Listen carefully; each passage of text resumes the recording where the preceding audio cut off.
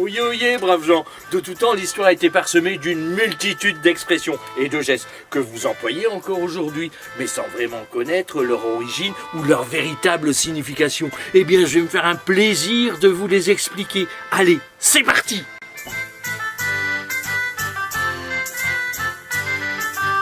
Nous allons voir une expression qui nous parle de complications, de grandes difficultés. Et c'est la croix et la bannière.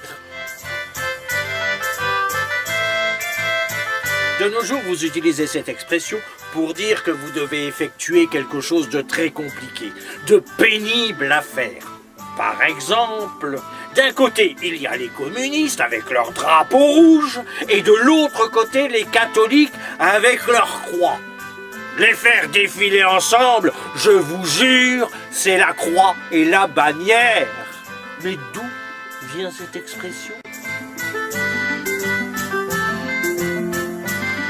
Cette expression nous vient du Moyen-Âge, plus précisément du XVe siècle. À cette époque, la religion était omniprésente dans toutes les activités et à tous les niveaux de la société. La croix, qui représentait celle du Christ, était bien évidemment mise en tête de toutes les processions.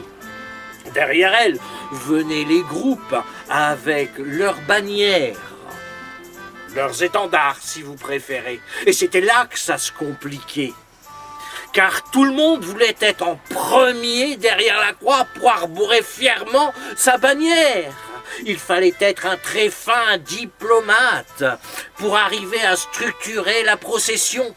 C'était un véritable casse-tête, c'était la croix et la bannière. Voilà d'où vient cette expression.